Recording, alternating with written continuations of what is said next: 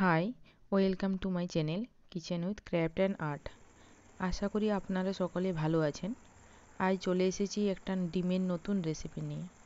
ডিমের হয়তো অনেক রকমই রেসিপি আপনারা খেয়েছেন। আজ একদম ঘরোয়া উপকরণ দিয়ে ডিমের একটা নতুন রেসিপি আপনাদের কাছে শেয়ার করব। চলুন আর দেরি না করে রেসিপিটি দেখে নেওয়া যাক। প্রথমে কড়াইটা ভালো করে গরম হয়ে গেলে কড়াইয়ের মধ্যে কিছুটা পরিমাণ সরষের তেল দিয়ে দিলাম। সরষের তেলটা ভালোভাবে গরম হয়ে গেছে। এরপর আমি এর মধ্যে 5 ফোড়ন দিয়ে দেব।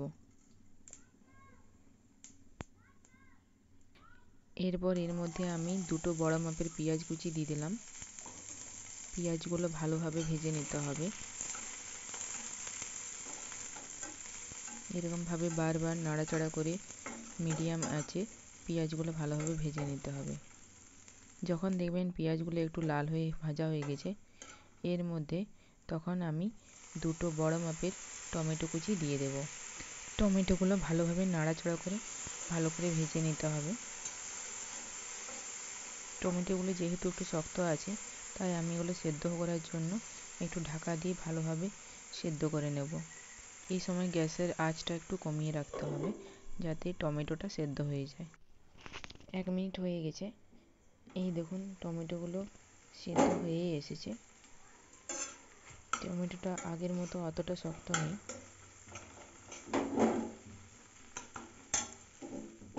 এরপর এর মধ্যে আমি 1 চামচ কাশ্মীরি লঙ্কা গুঁড়ো দিয়ে দিলাম। যদি আপনারা তেলের মধ্যে লঙ্কা গুঁড়ো দিয়ে থাকেন, তাহলে এর কালারটা খুব ভালো বের হয়। এরপর আমি এর মধ্যে সমস্ত মশলা একে একে দিয়ে দেবো। এখানে আমি 1 চামচ হলুদ গুঁড়ো দিয়ে দিলাম। হলুদ গুঁড়োটা ভালোভাবে নাড়াচাড়া করে মশলাটার সাথে ভেজে নিতে হবে। এরপর এর মধ্যে আমি আদা, রসুন ও কাঁচা লঙ্কা বাটা দিয়ে দিলাম। আপনারা যেমন ঝাল খাবেন সেরকম দিতে পারেন। এখানে আমি একটা কাঁচা লঙ্কা বেটেছিলাম। এরপর পুরো মশলাটা ভালোভাবে কম আঁচে ভেজে নিতে হবে।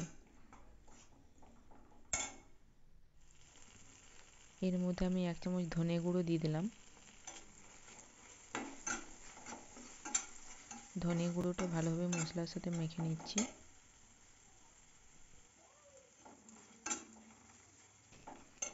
মশলার মধ্যে আমি 1/2 চামচ গরম মশলা গুঁড়ো দিয়ে দিলাম।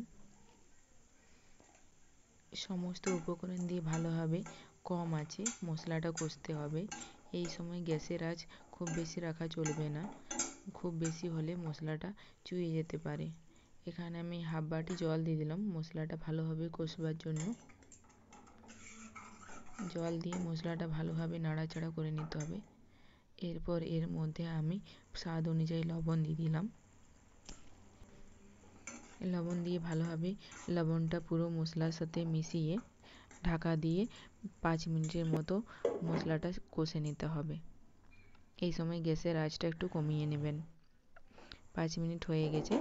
এই দেখুন মশলাটা আমার কষা হয়ে এসেছে। টমেটোগুলো সমস্ত উপকরণ ভালোভাবে সেদ্ধ হয়ে গেছে। মশলা আমার রেডি হয়ে গেছে। এরপর এর মধ্যে আমি ডিমগুলো দিয়ে দেবো। তাই ডিমগুলো দেওয়ার আগে এর মধ্যে আমি আর অল্প পরিমাণ জল দিয়ে দিচ্ছি। জলটা ভালোভাবে মেখে নিচ্ছি। এরপর আমি আগে থেকে ফাটিয়ে রাখা ডিমগুলো আস্তে আস্তে ঢেলে দেবো। দেখবেন যাতে কুসুমগুলো না ভেঙে যায়, কুসুমগুলো যেন গোটা গোটা থাকে। এরকমভাবে আমি প্রত্যেকটা ডিম মশলার উপর আস্তে আস্তে দিয়ে দেবো।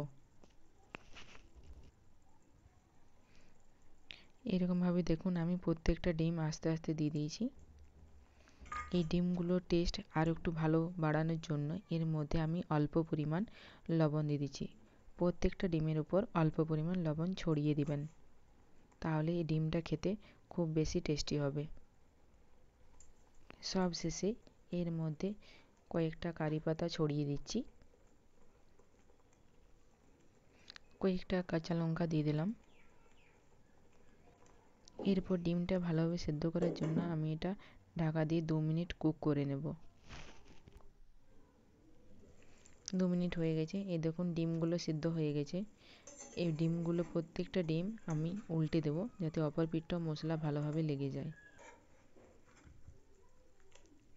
প্রত্যেকটা ডিম উল্টানো হয়ে গেছে। এরকমভাবে আর 1 মিনিট ভালোভাবে কুক করে নেব। যতক্ষণ না পর্যন্ত গ্রেভিটা সেমি গ্রেভি হচ্ছে ততক্ষণ কুক করতে হবে। ডিমের এই রেসিপিটা আপনাদের কেমন লাগলো তা অবশ্যই আমাকে কমেন্টে জানাবেন। যদি ভালো লেগে থাকে তো অবশ্যই চ্যানেলটি লাইক, শেয়ার, কমেন্ট করবেন এবং সাবস্ক্রাইব করবেন। এই দেখুন গ্রেভিটা অনেকটা শুকনো হয়ে গেছে। এরপর আমি গ্যাসটি অফ করে দেব। এই রেসিপিটা আপনাদের যদি ভালো লেগে থাকে তো অবশ্যই শেয়ার করবেন।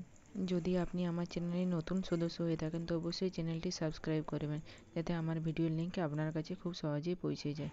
আজ এই পর্যন্ত, দেখা হবে অন্য নতুন রেসিপি নিয়ে। ধন্যবাদ।